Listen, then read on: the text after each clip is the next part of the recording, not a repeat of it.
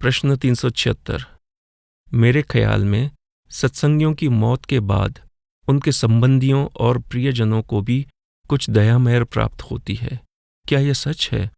दूसरे शब्दों में, उदाहरण के तौर पर किसी सत्संगी की माता को भले ही उसे इस जन्म में नामना ना मिला हो, इस बात का संबंध भी मोह के साथ है। जब हम नाम से, शब्द से, सद्गुरु से प्यार करते हैं, तब हमारे अंतर में उनके लिए भक्ति और प्रेम का भाव उमड़ता है। तब हम परमात्मा से ही प्रेम करते हैं।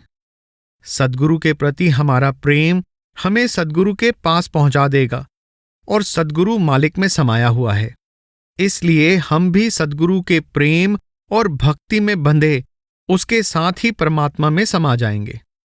अगर हमारे यार दोस्तों और संबंधियों को हमसे प्यार है और हमारा प्यार उनके मुकाबले किसी ऊंची ताकत के साथ है, तो आखिर में हमारे लिए उनका प्यार उन्हें भी परमात्मा के पास ले जाएगा। अगर हम सत्संगी हैं और शब्द की कमाई द्वारा सद्गुरु से जुड़े हुए हैं, तो हमारे संबंधियों को हमें प्यार करने का फायदा ही होगा। चूंकि उनका हमारे प्रति प्रेम भाव है, इसलिए वे भी वहीं पहुंचेंगे जहां हम होंगे, और हम पहले ही मालिक के साथ जुड़े हुए हैं। इस तरह वे भी हमारी तरह मालिक से प्यार करने लग जाएंगे। उनका हमारे प्रति मोह कर्मों का ऐसा संबंध बना देगा कि एक दिन वे भी अपने आप को संत मार्ग पर पाएंगे, और इस तरह वे भी वहीं पहुंच जाएंगे जहां हम होंगे। इसके विपरीत, अगर शब्द या नाम के जरिए हम परमात्मा के साथ नहीं जुड़े हैं, बल्कि हमें अपने संबंधियों से प्यार है, तब हमारे प्यार का उन्हें कोई फायदा नहीं होगा। हमारे संबंधियों और यार दोस्तों को हम तभी फायदा पहुंचा सकते हैं जब हम अंतर में शब्द के साथ जुड़े होते हैं। जब हम अंतर में सद्गुरु और शब्द के साथ जुड़ जाते हैं, तब हम उनकी भी सहायता कर सकते हैं। लेकिन अगर हमारा लगाव अपने संबंधियों और यारों दोस्तों से है, तो हम अपनी मंजिल, अपने मार्ग और नाम भक्ति को भूल जाते हैं। तब हम वापस उनकी ओर पीछे धकेल दिए जाएंगे। अगर आप एक बुलडोजर के साथ बंधे हों और आपके हाथ में एक कुत्ते की जंजीर भी हो, तो आपके साथ साथ बुलडोजर कुत्ते को भी खींच लेगा। लेकिन अगर आप बुलडोजर से नहीं बंधे हैं, बल्कि एक बहुत ताकतवर कुत्ते की जंजीर को पकड़े हुए हैं, तो वह आपको अपनी ओर खींच लेगा। ठीक इसी प्रकार, जब हम अपने संबंधियों के प्रति मोह छोड़ देते हैं, भजन सिमरन के द्वारा शब्द के साथ जुड़ जाते हैं, तब अपने मित्रों और रिश्तेदारों की हमेशा मदद कर सकते हैं। हमारे प्रति उनका लगाव उन्हें हमारी ओर खींचेगा, और हमारा मालिक के प्रति प्रेम हमें मालिक की ओर ले जाएगा। इस प्रकार धीरे धीरे हम उन्हें भी इस मार्ग की ओर ले आएंगे, और अंत में हम सब उसी मंजिल पर पहुंच जाएंगे। प्रश्न 377। महाराज जी, क्या जरूरत के वक्त हमें अपने संबंधियों की सहायता करनी चाहिए? मिसाल के तौर पर, अगर किसी माता के छोटे छोटे बच्चे हों, तो उन लोगों की सहायता करना क्या मोह माना जाएगा? जी नहीं। मोह रहित होने का यह मतलब नहीं है कि हमें अपने संबंधियों की सहायता नहीं करनी है। दरअसल अपने माता पिता, संबंधियों और मित्रों के प्रति हमारे कुछ फर्ज होते हैं। ये फर्ज हमें पूरे करने चाहिए, वरना हम अपने आप में ही अच्छे इंसान नहीं हैं। मैं तो कहूंगा कि हमें हमेशा दूसरों की मदद करने की पूरी कोशिश करनी चाहिए, खास तौर पर बुजुर्गों की। वे केवल मान और इज्जत चाहते हैं, और उम्र के इस दौर से गुजरने के लिए उन्हें हमारा सहारा चाहिए। उनकी सहायता करना एक बात है, और दूसरी तरफ दिन रात उनके बारे में चिंता ही करते रहना, लेकिन अमली तौर पर उनकी कोई सहायता ना करना दूसरी बात है। इसका कोई फायदा नहीं है। हमें उनकी सहायता करनी चाहिए, लेकिन उनकी चिंता नहीं करनी चाहिए। उनकी सहायता और आदर करके हमें अपना फर्ज जरूर निभाना चाहिए। हमारी उनके प्रति कुछ जिम्मेदारियां हैं जिन्हें हमने निभाना है, वरना हम मन ही मन बेचैन रहेंगे। अगर हम अपना फर्ज पूरा नहीं करेंगे तो इसका हमारे मन पर बोझ रहेगा और हमारा मन शांत नहीं रह पाएगा। माता पिता बच्चों को उनके पैरों पर खड़ा करने के लिए, उनकी सहायता के लिए और उनके मार्गदर्शन के लिए क्या कुछ नहीं करते। वे बच्चों के लिए कई तरह की कुर्बानी देते हैं। औलाद की भी अपने बूढ़े माता पिता और परिवार के बाकी बुजुर्गों के प्रति कुछ जिम्मेदारियां होती हैं। माता पिता ने अपना फर्ज पूरा किया है, हमें अपना फर्ज पूरा करना चाहिए। जब हम खुद माता पिता बन जाते हैं और अपने बच्चों के लिए इतना कुछ करते हैं, तब हमें पता चलता है कि हमारे माता पिता ने हमारे लिए क्या क्या किया था। हमारे ऊपर माता पिता का बहुत बड़ा कर्ज होता है। जब हमारे बच्चे हमारी ओर ध्यान नहीं देते तो हम निराश होकर कहते हैं कि हमने उनके लिए इतना कुछ किया, लेकिन वे हमारी परवाह नहीं करते। पर हम इस बात की ओर ध्यान नहीं देते कि हम अपने माता पिता के साथ क्या कर रहे हैं। हो सकता है कि वे भी हमारी ओर से निराश हों और वैसा ही महसूस करते हों जैसा कि जब हम खुद माता पिता बनने पर महसूस कर रहे हैं। इसलिए अगर हम अपने माता पिता के प्रति अपने फर्ज निभाएंगे, लगन के साथ उनकी सेवा करेंगे, तो हम अपने बच्चों से भी ऐसी ही आशा कर सकते हैं। प्रश्न 378। मेरी एक भतीजी है जिसके छोटे छोटे बच्चे हैं। क्या मुझे बुआ होने के नाते जरूरत पड़ने पर उसकी सहायता करनी चाहिए? ये निजी बातें हैं। यह तो आपको खुद तय करना है कि उसे कैसी मदद चाहिए और आप क्या कर सकती हैं। मैं तो इस बात की चर्चा सामान्य रूप से कर रहा हूं। हमें एक दूसरे की सहायता करनी चाहिए। इंसान ही इंसान की सहायता कर सकता है। पशु तो हमारी सहायता करने नहीं आ सकते। इसलिए जब भी हो सके हमें एक दूसरे की सहायता जरूर करनी चाहिए। प्रश्न 379। अगर कभी ऐसे हालात बन जाएं कि यह फैसला करना पड़े कि पिता की सहायता करनी चाहिए या बेटी की, तो पहले किसकी सहायता करनी चाहिए? आप यह जानना चाहते हैं कि पिता के प्रति अधिक जिम्मेदारी है या बेटी के प्रति? आपको दोनों की ही सहायता करनी चाहिए। आपकी पिता के प्रति भी कुछ जिम्मेदारी है और बेटी के प्रति भी। आपका दोनों से संबंध है और यह फैसला आपको खुद करना है कि अपनी बेटी को आप कहां तक अनदेखा कर सकते हैं और कहां तक अपने पिता को अनदेखा नहीं कर सकते। और साथ ही साथ हालात से निपटते हुए इस बात का भी ध्यान रखना है कि आप अपने फर्ज को कहां तक अनदेखा नहीं कर सकते। मैं समझता हूं कि ये फैसले आपको खुद ही करने पड़ेंगे। प्रश्न 380। क्या मोह की दृष्टि से मृतकों के शरीर को दफनाने के बदले जलाना ज्यादा अच्छा नहीं है? लोग कब्रों पर जाते हैं, लेकिन मृतक के दाह संस्कार से मोह काफी हद तक दूर हो जाता है, क्योंकि कोई ऐसी निश्चित जगह नहीं होती जहां जाकर हम उसका शोक मना सकें। मैं समझता हूं कि हम आम तौर पर असलियत का सामना करने की कोशिश नहीं करते। हमें सच्चाई का सामना करना चाहिए। जाने वाला हमेशा के लिए चला जाता है, वह कभी हमारे पास नहीं लौटता। जब हम कब्र पर या ऐसे किसी स्थान पर जाते हैं तो हम उसके लिए वहां नहीं जाते जो चला गया है। हम अपनी कमजोरियों के कारण वहां जाते हैं। हम वहां अपने मोह के कारण जाते हैं, हम उनके लिए वहां नहीं जाते। प्रश्न 381। क्या ऐसा भी हो सकता है कि एक परिवार के सदस्य जिस दादा के लिए रोए हैं वह उसी परिवार में पोता बनकर आ जाए जिसके लिए खुशी मनाए? हाँ, कई बार मोह हमें वापस उसी परिवार में ले आता है। क्या यह हैरानी की बात नहीं कि आप संसार को दादा के रूप में छोड़कर जाएं और पोते के रूप में वापस आ जाएं? क्या मरने के बाद भी उन्हें वह सब दिखाई देता है जो हो रहा है, जैसे वे जीवित अवस्था में देखते थे?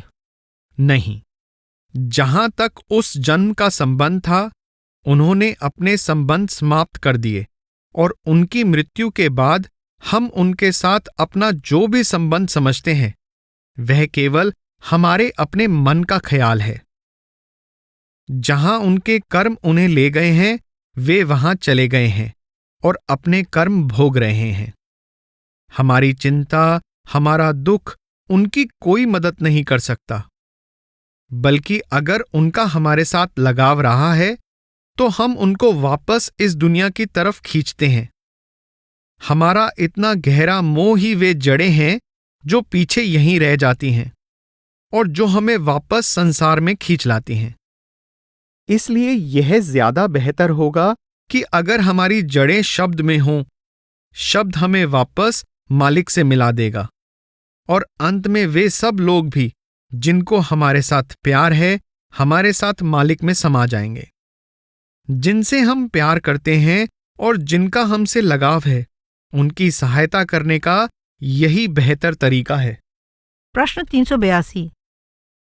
महाराज जी, अगर परिवार में पति सत्संगी नहीं है और ना ही उसे संत मत के उपदेश में विश्वास है, लेकिन फिर भी अपने परिवार के अन्य सदस्यों के संत मार्ग पर चलने में उसे कोई एतराज नहीं है, तो क्या ये संभव है कि वह अपने अगले जन्म में सत्संगी बन जाएगा? आत्मा का परमात्मा के साथ अपना निजी संबंध है। यह शादी ब्याह जैसा संबंध नहीं है। हजरत ईसा ने कहा था, कौन है मेरी माता, कौन है मेरा भाई? जब तक हम इस दुनिया में हैं, तब तक ही हमारा इन रिश्तेदारों के साथ कर्मों के कारण संबंध है, लेकिन रूहानी रिश्ता तो हमारी आत्मा का सीधा परमात्मा के साथ है। जहां तक आपका अपने पति की मदद करने का सवाल है, जो इस मार्ग पर नहीं है, बेहतर तो यह होगा कि आप पहले खुद अपनी मदद करें, तभी आप उनकी मदद करने लायक भी हो सकेंगी। अगर आपका उनसे लगाव है, तो यह लगाव आपको भी उनके स्तर पर खींच लाएगा। लेकिन अगर उनका लगाव आपके साथ है और आप अंतर में नाम के साथ जुड़ी हुई हैं, तो आपका यह लगाव आपको वापस अपनी मंजिल पर पहुंचा देगा और उनका आपके प्रति लगाव उनको अंत में आपकी ओर खींच लाएगा। इस तरह आप उनकी मदद कर सकती हैं, लेकिन किसी और तरीके से नहीं कर सकती। प्रश्न 383। आप कह रहे थे कि सद्गुरु के देह स्वरूप के प्रति प्यार की भावनाओं को संयम में रखना चाहिए। अब यदि शिष्य संयम में रहता है, लेकिन उसके मन में प्रेम नहीं है और सद्गुरु चोला त्याग देते हैं, तो क्या इसका मतलब यह है कि शिष्य को सद्गुरु के देह स्वरूप के प्रति मन में वह प्रेम भाव लाने के लिए एक और जन्म लेना पड़ेगा?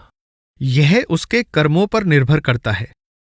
अगर शिष्य का इस रचना में किसी चीज से मोह है, तो वह वापस आएगा, भले ही उसने कुछ भजन सिमरन भी किया हो और अंतर में कुछ तरक्की भी कर ली हो।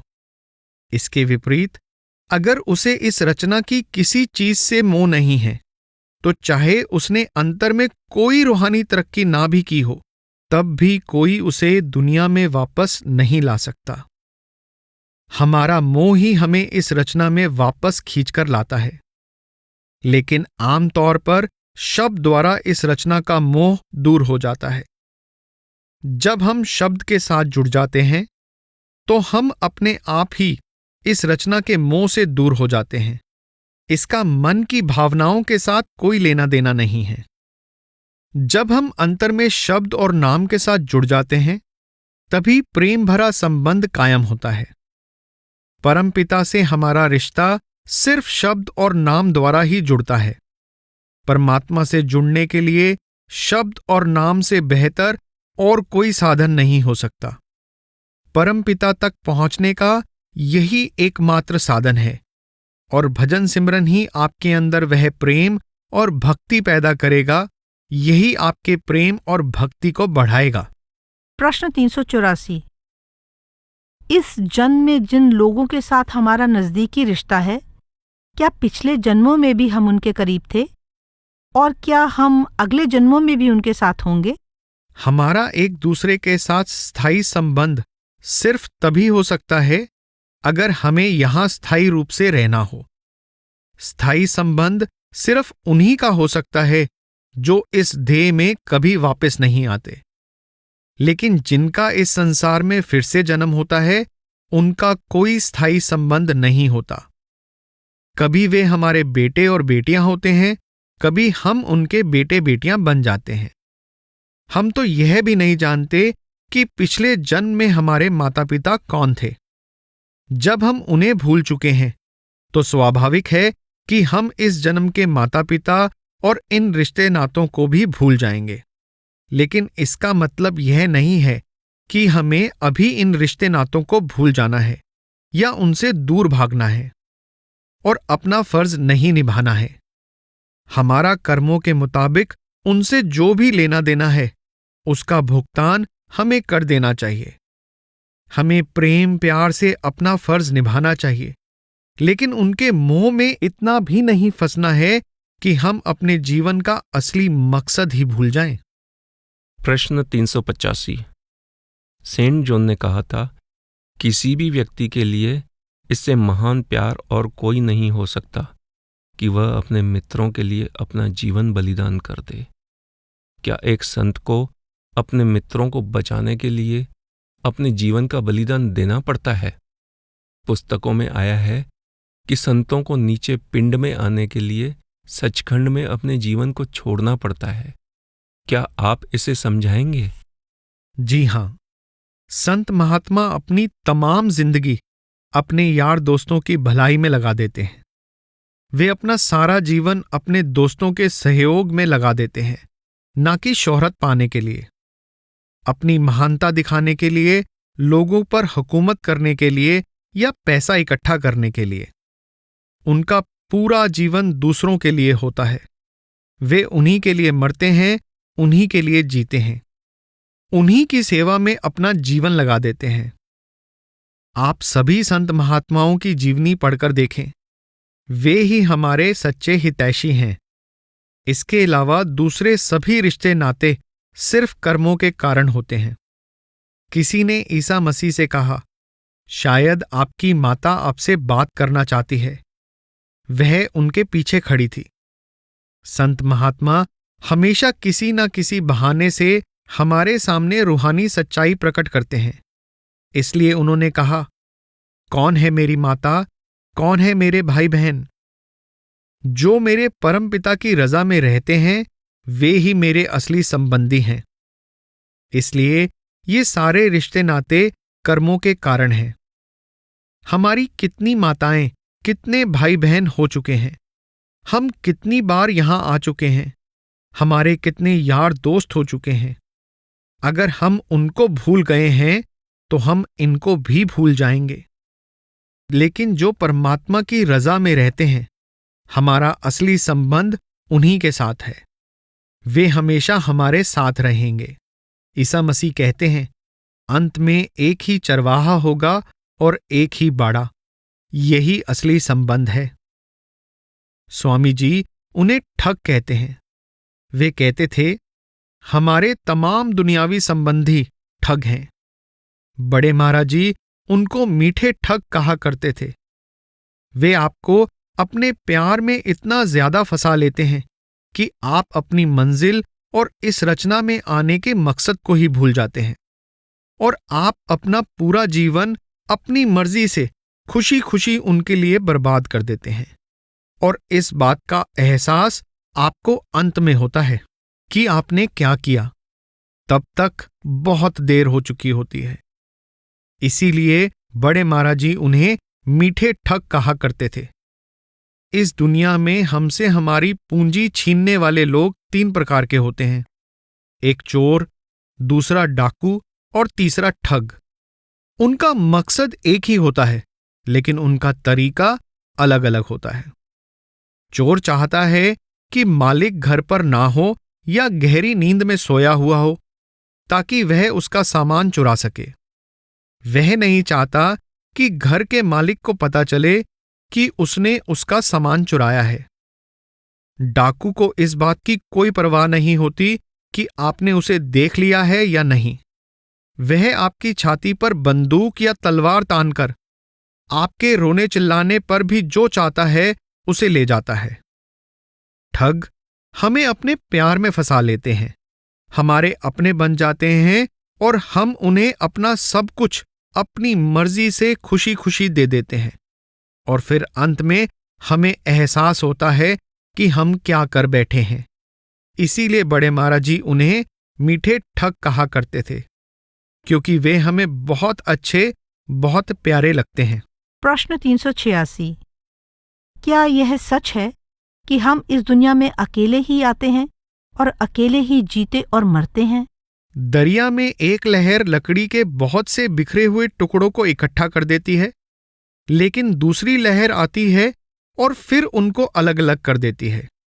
कर्मों की एक लहर आती है, हम सब इकट्ठे हो जाते हैं। कर्मों की दूसरी लहर आती है और हम सब अलग होकर अपने अपने रास्ते पर चल देते हैं। इसलिए कहा जाता है कि यह दुनिया एक स्टेज की तरह है और हम सब कलाकार हैं। एक कलाकार का दूसरे कलाकार के साथ कभी इतना प्यार नहीं होता कि स्टेज से उतर जाने के बाद रोना शुरू कर दे। वह जानता है कि उसे एक रोल निभाने के लिए दिया गया है, शायद पति, पत्नी या बच्चे का, लेकिन स्टेज से उतरने के बाद उसका दूसरे कलाकारों के साथ कोई रिश्ता नहीं रहता। इसी तरह यह दुनिया भी ऐसी ही है। यह समझना कि जो रोल हमें दिया गया है वह असली है, अपने आप को धोखा देना है। इस दुनिया में हमारी सारी समस्याओं और दुख का यही कारण है। काश हम यह याद रख सकते कि हम सब स्टेज पर सिर्फ अपना अपना रोल अदा कर रहे हैं। इस जिंदगी में लोग अलग अलग रोल निभाने के लिए आते जाते रहते हैं। कोई भी संबंध असली नहीं होता। अगर आज हम अपने सब पिछले जन्मों के यार दोस्तों, अपने प्रियजनों और अपने प्रेम संबंधों आदि को भूल चुके हैं, तो हम अपने आज के संबंधियों को भी कैसे याद रख पाएंगे? हम इन्हें हमेशा के लिए याद नहीं रख सकते। वे आते जाते रहते हैं, हम इन्हें भी भूल जाएंगे। प्रश्न 387। हजरत ईसा ने कहा है कि वह मेरी मां नहीं है, न ही वह मेरा भाई है, लेकिन बाद में बाइबल में वे कहते हैं कि हर शिष्य मेरी बहन और मेरा भाई है। इससे उनका क्या भाव था?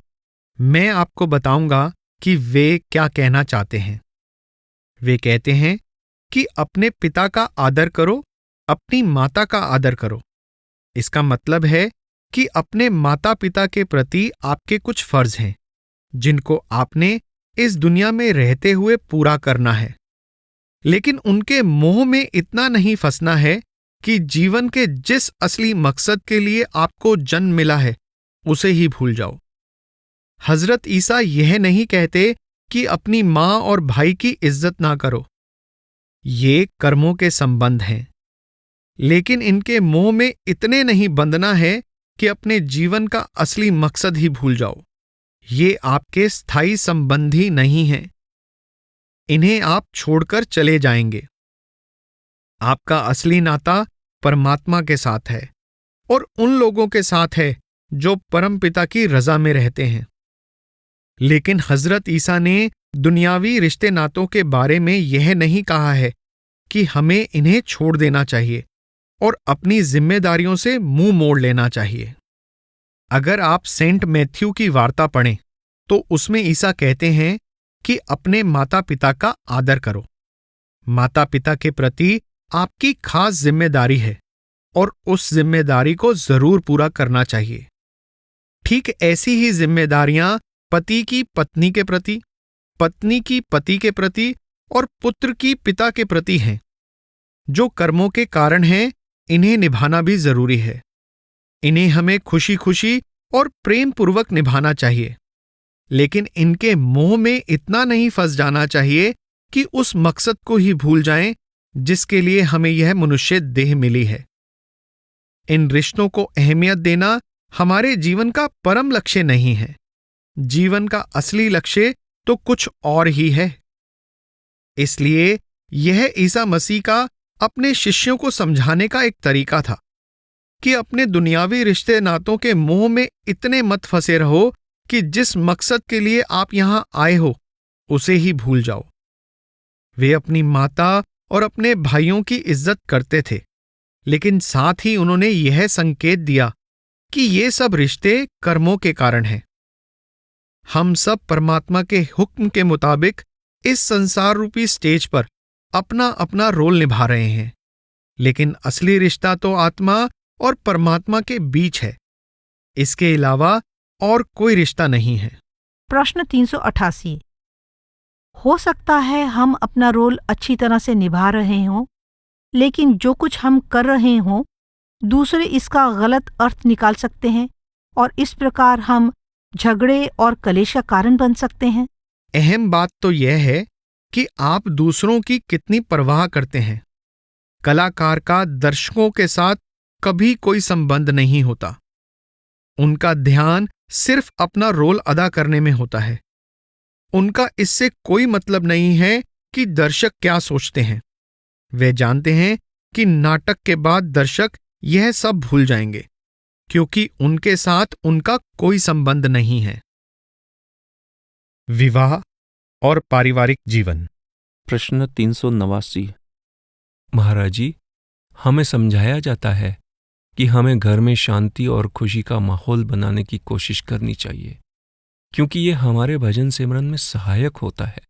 लेकिन कभी कभी परिवार के एक सदस्य के द्वारा लिए गए फैसले का दूसरों पर बुरा प्रभाव पड़ता है, ये जानते हुए भी कि उसने ये ठीक नहीं किया।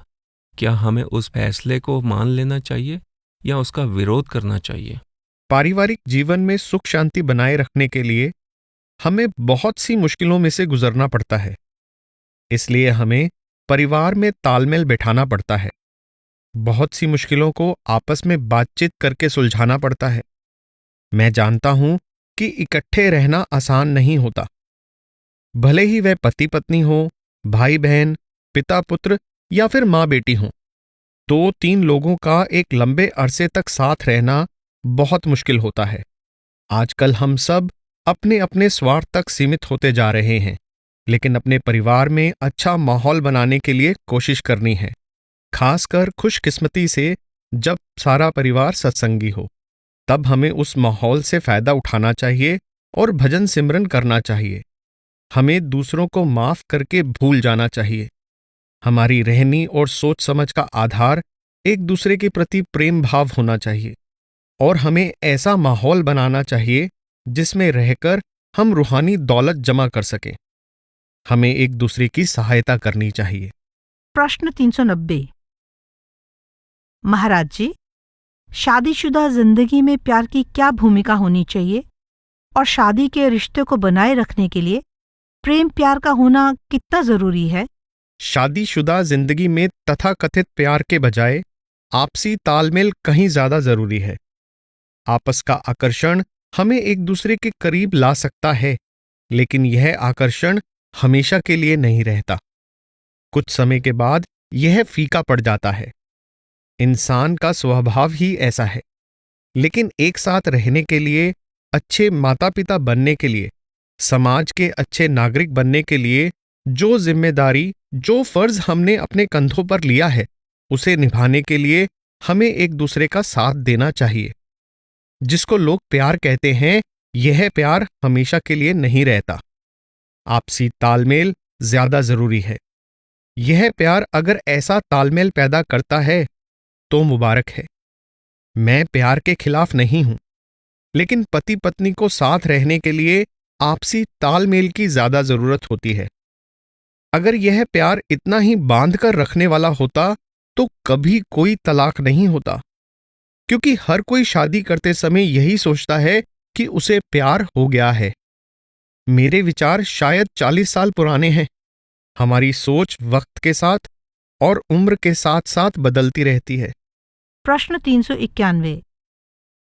अगर किसी का पति या किसी की पत्नी सत्संगी नहीं है और वे हमारी पुस्तकें फेंक देते हैं, हमें सत्संग नहीं जाने देते, तो जैसा आपने कहा है कि हमें तालमेल बनाए रखना चाहिए, तो फिर तालमेल बैठाने में या ये चुनाव करने में कि हम आप एक साथ रहें या एक दूसरे को छोड़ दें, घर में अशांति क्यों पैदा करें? आप सत्संग में ना जाएं, अपने घर में बैठकर ही अपना भजन सिमरन करें। आहिस्ता आहिस्ता उन्हें प्यार से समझाएं। अगर आपको उनकी जरूरत है तो आपके पति को भी कई तरह से आपकी जरूरत है। पति पत्नी का रिश्ता ही ऐसा होता है कि दोनों को एक दूसरे की जरूरत होती है। अगर आप कई मामलों में समझौता करते हैं तो आपके पति को भी कई मामलों में समझौता करना है, वरना इस बात के अलावा और कई बातों के कारण भी तकरार हो सकती है। इसलिए समझौता तो दोनों को ही करना पड़ता है। अगर आप बेवजह सख्त रवैया अपनाते हैं तो वह भी आपसे ऐसा ही व्यवहार करेंगे। इस तरह तकरार पैदा हो जाती है। अगर दोनों के बीच तालमेल बना रहता है तो किसी भी तरह की तकरार नहीं होगी। यह तो दोनों ओर से एक हाथ से देने और दूसरे से लेने वाली बात है। अगर पति पत्नी का रवैया तालमेल बिठाने वाला होगा फिर तो मेलजोल रहेगा और कोई मुश्किल नहीं होगी, वरना बहुत छोटी छोटी बातें बड़े मुद्दे बन जाती हैं। हर स्थिति को बहुत होशियारी और प्यार से संभालना पड़ता है। मैं एक सत्संगी हूं और मेरा तलाक हो चुका है। जब मेरी पत्नी ने और मैंने तलाक लिया तो हमने आसानी से कह दिया, ठीक है, ये हमारे कर्मों में है। अब मेरी फिर से शादी होने वाली है और मैं ये महसूस करने लगा हूं कि मुझे इस शादी को कुछ गंभीरता से लेना चाहिए, शायद इस तरह जैसे मेरा परमात्मा के साथ प्रेम है, ताकि आगे की मुश्किलों का सामना कर सकूं और इस शादी को जीवन भर निभा पाऊं। मैं जानता हूं प्यार भरा विवाहित जीवन हमारे भजन सिमरन में सहायक होता है। इसलिए मैं यह पूछना चाहता हूं कि क्या कोई ऐसा जज्बा नहीं है जो हमें इस विवाह बंधन में बांधे रखे? पति या पत्नी से नहीं, विवाह के संबंध से बंधे रहने का जज्बा, जैसा कि संत मत में है, ताकि हम इसे जीवन भर निभा सकें। अगर ऐसा नहीं है तो क्या हमारी शादी का अंत तलाक के रूप में ही नहीं हो जाएगा? मेरी समझ में नहीं आता कि लोग एक दूसरे से तलाक क्यों लेते हैं। मैं नहीं मानता कि शादी का आधार मोह ही होता है। शुरू का वह आकर्षण बहुत लंबे अरसे तक नहीं रह सकता। यह बहुत जल्दी फीका पड़ जाता है। तब हम इधर उधर किसी दूसरे साथी की तलाश करने लगते हैं और फिर वैसी ही स्थिति आती है। इस तरह हम एक साथी को छोड़कर दूसरे साथी को अपना लेते हैं। इसका तो कोई अंत ही नहीं है। शादीशुदा जीवन में हमें अपनी पसंद के अलावा एक दूसरे के साथ जिम्मेदारी बांटनी पड़ती है और उम्र भर वे फर्ज निभाने पड़ते हैं जिन्हें हमने अपने कंधों पर लिया होता है। शुरू का यह आकर्षण तो शायद बहुत देर तक नहीं बना रहता, लेकिन वे फर्ज, वे जिम्मेदारियां जिनके वादे हमने परमात्मा के सामने किए होते हैं, हमेशा हमारे साथ रहते हैं। हमें जीवन भर उन जिम्मेदारियों और उन दायित्वों को पूरा करना पड़ता है। हमारी जिम्मेदारी अपने बच्चों के प्रति भी होती है, जिन्हें हम इस दुनिया में लाते हैं। हम उन्हें बेसहारा छोड़कर किसी दूसरी औरत या किसी दूसरे आदमी के साथ रिश्ता नहीं जोड़ सकते। हम मोह के बंधनों के पीछे दौड़ते हैं, लेकिन ये मोह के बंधन हमेशा के लिए नहीं रहते। इतने ज्यादा तलाक होने का यही कारण है। मुश्किल से शादी के 1 या 2 साल बाद ही यह आकर्षण फीका पड़ जाता है और हम फिर से इधर उधर भटकने लगते हैं, और तब एक बार फिर से शादी में तलाक की नौबत आ जाती है। हम भूल जाते हैं कि शादीशुदा जीवन के कुछ फर्ज होते हैं: साथ साथ रहना, एक दूसरे को सहारा देना और बच्चों की जिम्मेदारी उठाना। यही सबसे बड़ी जिम्मेदारी है जो हमने अपने कंधों पर उठाई है। अपनी जिम्मेदारियों से दूर भागना बच्चों के हित में नहीं होता। हमें एक दूसरे के प्रति जिम्मेदारी निभानी चाहिए और इस सांझी जिम्मेदारी का भार उठाने का फैसला लेने से पहले 10 बार सोच लेना चाहिए। कोई भी शादीशुदा जीवन बिना उतार चढ़ाव के नहीं चलता। हर शादी में उतार चढ़ाव आते हैं, लेकिन हमें उन तूफानों का सामना करना है। उन उतार चढ़ावों को पार करते हुए वैवाहिक जीवन के मार्ग पर आगे बढ़ना है। अगर आप एक दूसरे को बर्दाश्त नहीं कर सकते तो इस संबंध के टूटने में तो जरा भी देर नहीं लगती। इस तरह यह सिलसिला चलता रहता है। हमारी संत मत की पुस्तकें तलाक के विषय में पूछे गए सवाल जवाबों से भरी हुई हैं। ऐसा कुछ नहीं है जिसके बारे में मैंने लिखा नहीं है या फिर उसे गलत नहीं ठहराया है। अब मैंने इसके बारे में कुछ लिखना बिल्कुल बंद कर दिया है, क्योंकि मेरी सलाह से शायद ही किसी को कोई फर्क पड़ता है। लोग वही करते हैं जो वे करना चाहते हैं। जो कुछ उन्होंने किया है उसे सही ठहराने के लिए वे केवल मेरी हां करवाना चाहते हैं। इसलिए मैंने प्रोफेसर से कह दिया है कि किसी की घरेलू समस्याओं के बारे में मुझे बिल्कुल ना लिखें, ना ही मैं उनका उत्तर दूंगा।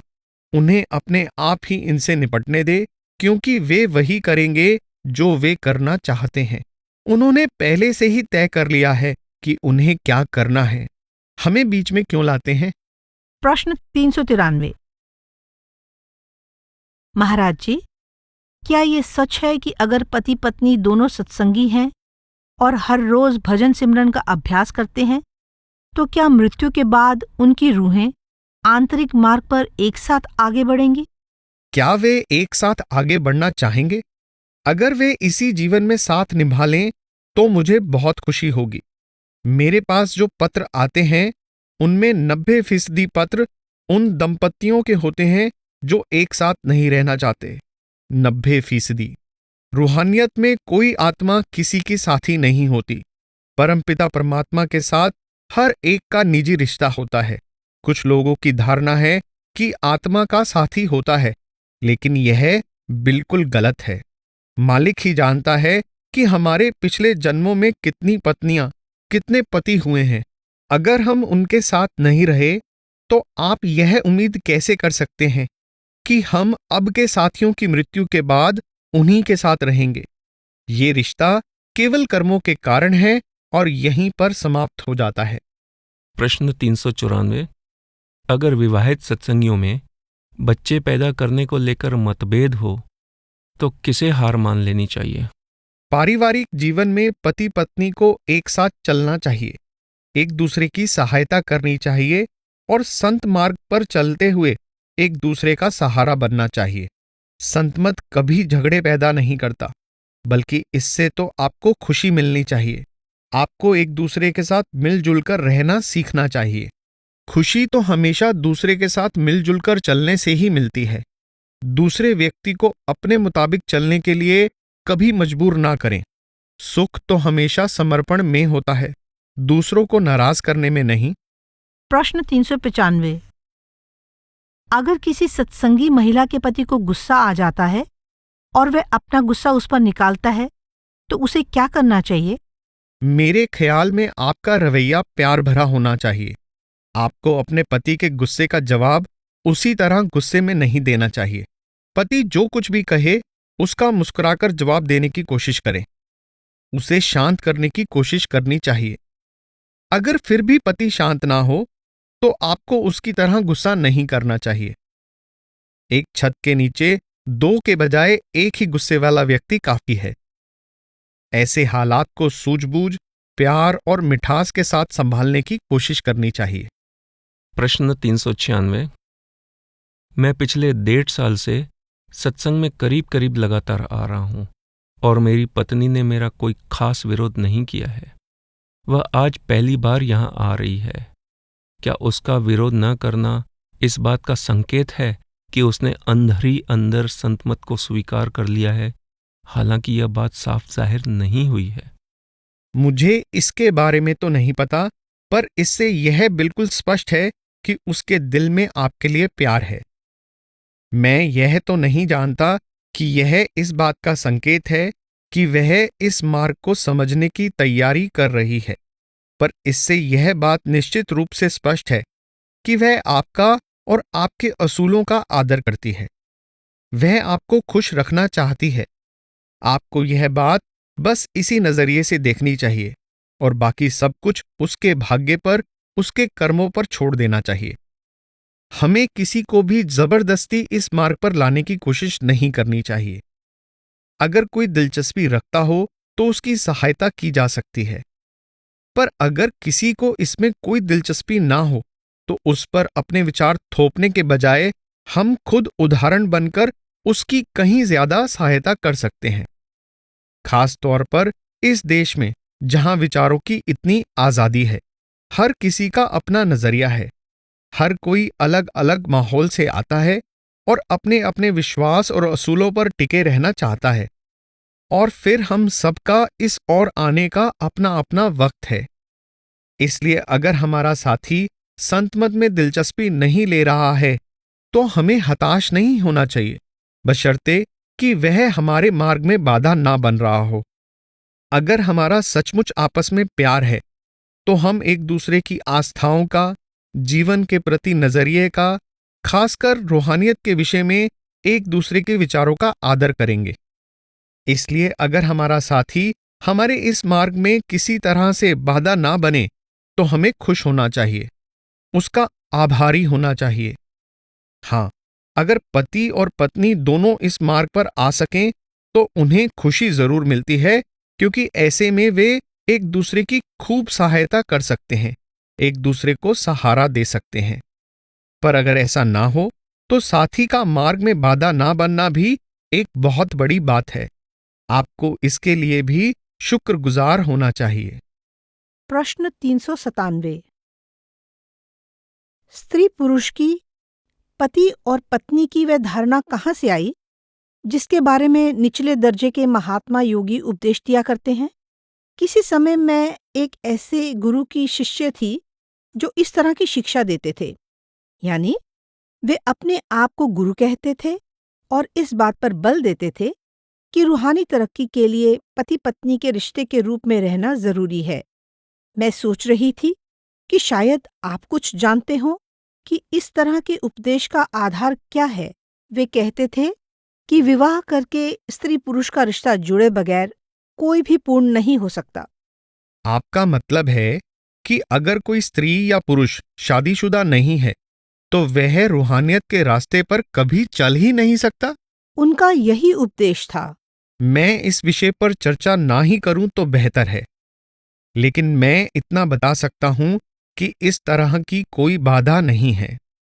यह शायद विवाह के पक्ष में एक दलील हो सकती है, मैं नहीं जानता, पर रूहानियत में ऐसी कोई पाबंदी नहीं है। कुछ लोग इस गलत धारणा के शिकार हैं कि हमारी आत्मा का हमेशा कोई साथी होता है, और जब तक हमारा उस साथी के साथ मिलाप नहीं होता हम मालिक के पास वापस नहीं पहुंच सकते। यह धारणा बिल्कुल गलत है। आत्मा का कोई साथी होने का सवाल ही नहीं उठता। हर आत्मा की अलग हस्ती है और वह उस समुद्र की एक बूंद है। हमें निजी तौर पर अपने कर्मों का भुगतान करते हुए वापस जाकर उसी समुद्र में समा जाने की कोशिश करनी है। हम अपने जीवन काल में कर्मों के कारण ही कुछ लोगों के संपर्क में आते हैं, जैसे पति, पत्नी, बच्चे, यार दोस्त, रिश्तेदार और कामकाज के हमारे साथी, या जिनके साथ हमारा कुछ ऐसा हिसाब किताब होता है कि इन सब के साथ हमारा बस इस जन्म का सुख दुख का नाता जुड़ा होता है। कर्मों के कर्ज के कारण ही हमारा भांति भांति के लोगों से अलग अलग प्रकार का संबंध होता है। पर यह कहना सही नहीं है कि जब तक हमारी शादी नहीं होती हम रूहानियत में कोई तरक्की नहीं कर सकते। यह ठीक है कि गृहस्थ को इस मार्ग में चलने में कुछ फायदे हैं जो आप खुद जान सकते हैं, लेकिन ऐसा कोई नियम नहीं है, और यह फायदा भी सिर्फ उन हालात में होता है जब पति पत्नी का आपस में तालमेल हो। अगर पति पत्नी में मतभेद है और वे हमेशा लड़ते झगड़ते रहते हैं तो इससे ना तो कोई फायदा होता है और ना ही एक दूसरे से कोई सहायता मिल सकती है। प्रश्न 398। कल रात किसी ने मुझसे पूछा कि क्या संतमत तलाक की इजाजत देता है? अगर संतमत को लेकर कोई ऐसा सोचता है तो मुझे बहुत अफसोस है। संतमत तो परिवारों को जोड़ता है, परिवार में मेल मिलाप पैदा करता है। मैं हमेशा यही कहता हूं कि भजन सिमरन करने से इंसान एक अच्छा पति, अच्छी पत्नी, अच्छा पुत्र, अच्छा पिता बन सकता है। अगर ऐसा नहीं होता तो समझें कि भजन सिमरन में कमी है। भजन सिमरन से तो हमें एक दूसरे के करीब आना चाहिए। हमें समझना चाहिए कि जीवन में हमारी क्या जिम्मेदारियां हैं। हमें अपने फर्ज समझने चाहिए और उन्हें निभाना चाहिए। उनसे भागना नहीं चाहिए। सच्चाई का सामना करना चाहिए। लोगों को तलाक लेते देखकर मुझे अफसोस होता है, खासकर अगर वे सत्संगी हैं। मुझे वाकई बहुत दुख होता है। जब विवाह हो गया है तो फिर तलाक लेना उचित नहीं है। ऊंचे नजरिए से देखें तो हम समझ जाएंगे कि भजन सिमरन द्वारा हम अपने सांसारिक मोह के बंधनों से तलाक लेते हैं। इस तरह हम संसार से ही अपना नाता तोड़ लेते हैं और अपने मन तथा आत्मा को ऊपर कुल मालिक की ओर ले जाते हैं। हमारा संसार से रिश्ता टूट जाता है और मालिक से रिश्ता जुड़ जाता है। आप ऐसा कह सकते हैं, पर मैं गृहस्थ जीवन में तलाक के बिल्कुल खिलाफ हूं। यह मेरा निजी विचार है, पर मैं कभी किसी को मजबूर नहीं करता। प्रश्न 399। महाराज जी, आप अपनी कई पुस्तकों में और उपदेश में यह सलाह देते हैं कि हो सके तो हर सत्संगी को शादी कर लेनी चाहिए। क्या आप बताएंगे कि आप ऐसा किस लिए कहते हैं? अविवाहित रहने में कोई हर्ज नहीं है अगर आप सचमुच अविवाहित रहते हैं।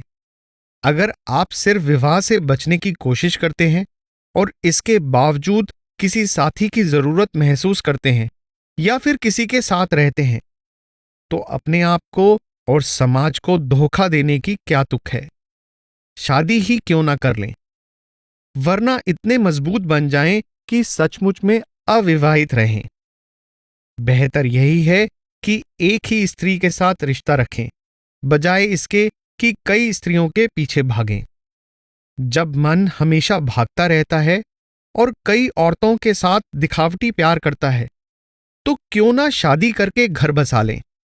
ऐसा क्या है जिसके कारण आप शादी नहीं करना चाहते? या फिर हम अपने आप को इतना मजबूत बना लें कि अविवाहित ही रहें। मैं अविवाहित रहने के खिलाफ नहीं हूं। बाबा जी यानी बाबा जयमल सिंह जी भी अविवाहित थे। कई और संत महात्मा भी हुए हैं जो अविवाहित थे। इसलिए अगर आपकी यही विचारधारा है तो आपको अविवाहित ही रहना चाहिए। प्रश्न 400। क्या आप सत्संगियों को परिवार में चले आ रहे धार्मिक रीति रिवाजों को निभाने की राय देंगे? हम समाज का हिस्सा हैं। हम एक विशेष कड़ी से जुड़े हुए हैं और हम अलग नहीं दिखना चाहते। अगर हमारे पारिवारिक रीति रिवाज के अनुसार हमें चर्च में या किसी पारिवारिक समारोह में शामिल होना है, तो इसमें हर्ज ही क्या है? क्या हम फिल्म देखने या थिएटर में नहीं जाते? हमें तंग दिल नहीं होना चाहिए। अगर हमारी जिम्मेदारियां और हमारे पारिवारिक फर्ज इसकी मांग करते हैं, तो इसे करने में कोई हर्ज नहीं है। जब तक हम अपने भजन सिमरन में दृढ़ हैं, संत मत के उन असूलों पर कायम हैं जिनके आधार पर हमें अपना भजन सिमरन करना है, तो कहीं भी जाने में कोई हर्ज नहीं है। हमें खुला दिल रखना चाहिए। चर्च या मंदिर जाकर भी हम कुछ अच्छा सीख सकते हैं। अगर इससे परिवार के दूसरे सदस्यों को खुशी मिलती है, तो उनके साथ जाने में क्या हर्ज है। हमें इन चीजों को लेकर हठधर्मी नहीं बनना चाहिए। हमें उदार होना चाहिए और जिंदगी की असलियत का सामना करना चाहिए।